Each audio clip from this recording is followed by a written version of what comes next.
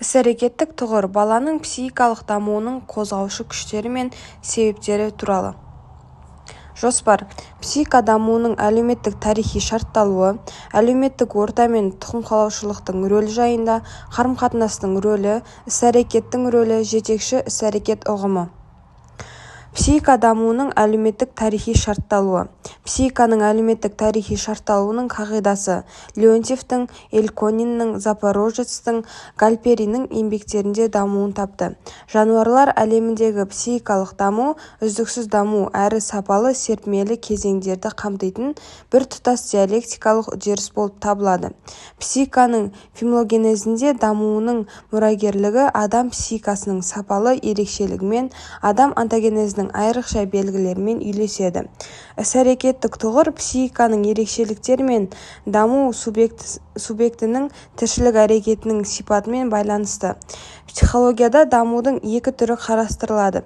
Біріншісі онтологиялық дамудың биологиялық типін болжайтын жануарларға тән инстинктивті биологиялық болса, екіншісі дамудың онтогенезіндегі әлеуметтік типін анықтайтын өнімді іс-әрекетке, еңбекке негізделген әлеуметтік тарихи даму. Гальпериннің пікірінше, қажеттіліктерді қанағаттандырудың тәсілі эволюция барысында қалыптасқан ерекше сезімталдықта бекітіліп, қатаң тіркелген, сондықтан ағза мен ортаның арасындағы қатынастар алдын ала анықталып белгіленеді. Адам қоғамдық тарихи тәжірибені емдеу барысында мәдениеттің затына қатысты іс-әрекеттің бара-бар формасын жүзеге асыруы тиіс. Заттыландыру, затсыздандыру үдерісін Леонтьев адамның түрге байланысты қабілетінің дамуы үшін негізгі екенін айтады. Даму бұл индивидуумның тарихи қалыптасқан адам қабілеттерінің мәдениетінде бекітілген қабілеттерін, іс-әрекет пен мінез-құлық тәсілдерін жаңғырту.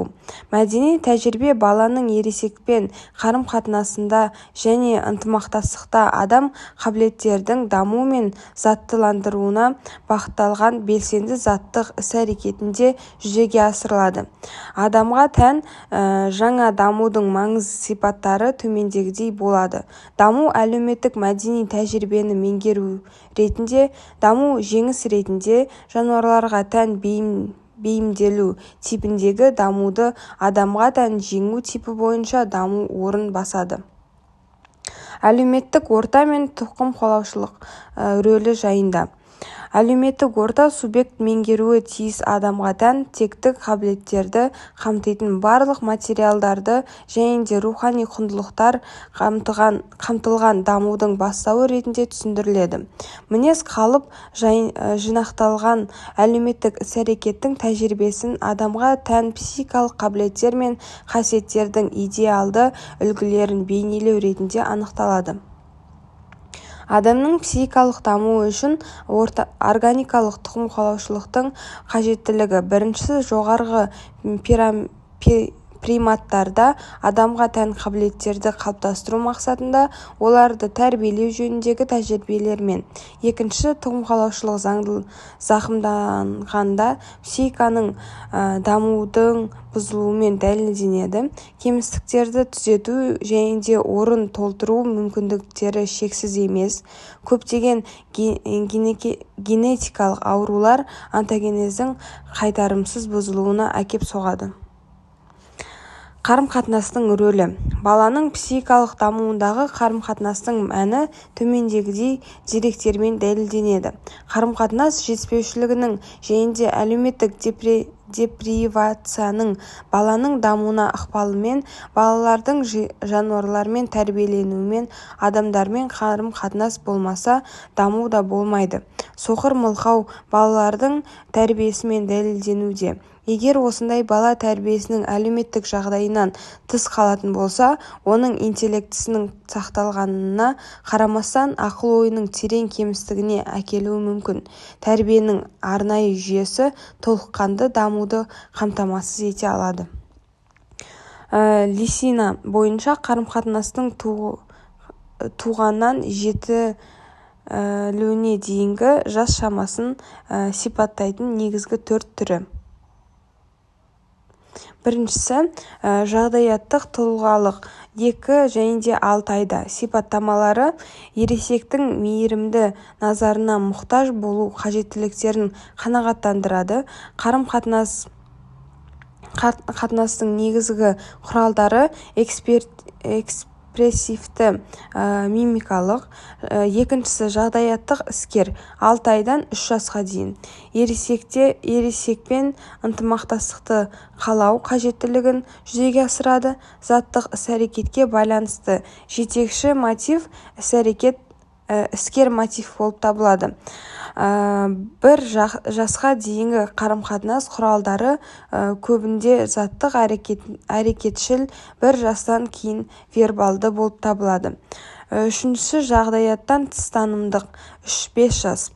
Ересектің сыйластығына мұқтаж болу қажеттілігі жетекші болып табылады. Танымдық мотивтерді жүзеге асырады. Вербальды құралдарды қолданады. Төртіншісі, жағдаяттан тыс тұлғалық 5 және де 7 жас. Өзара түсіністік пен жанашырлық қажеттілігін жүзеге асырады.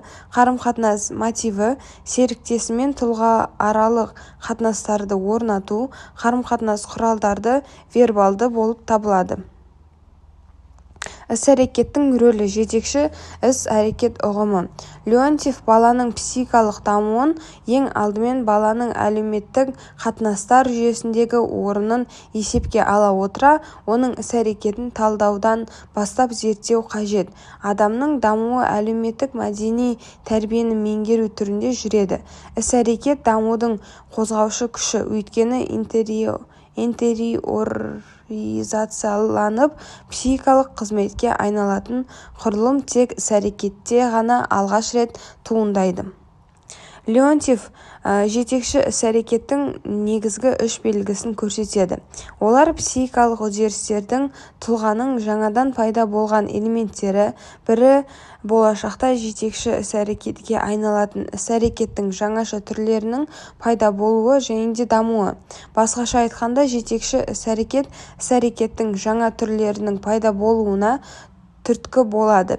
Іс-әрекеттің жаңа түрлерін қалыптастырудың механизмі мотивтің мақсатқа ұласуы деп анықталады. Кейінірек Эльконин жетекші іс-әрекет ұғымын ары қарай дамытып, тағы 2 белгіні қосады. Бірінші белгі, жетекші іс-әрекет аталмыш жас шамасы үшін баланың ересектермен және де құрдастарымен қатынастарының жетекші типін белгілейді. Жетекші іс-әрекеттің әрбір формасы қарым-қатынастың нақты түріне байланысты болады. Барлық жас шамалары үшін қарым-қатынастың жетекші типтері әлі де болса көрсетілмеген. Цукерман еңбектерінде ынтымақтастықтың типтерін көрсетуге тырысады. Екінші белгі, жетекші іс-әрекет баланы сәйкес жас шамасында дамудың бастауы болып табылатын әлеуметтік ортаның элементтерімен байланыстырады. Олар болашақтағы жаңадан құралатын элементтердің үлгісін қамтитын мінсіз қалыпты анықтайды. Семинар және де практикалық сабақтардың жоспары. Дамудың инстинктивті, биологиялық және де әлеуметтік тарихи мәніне салыстырмалы талдау. Тұлғаның дамуындағы әлеуметтік орта мен тұқымқуалаушылықтың қажеттілігі. Лесина бойынша бала қарым-қатынастары дамуының қызметтері мен құрылымы және де заңдылығы. Назарларыңызға рахмет.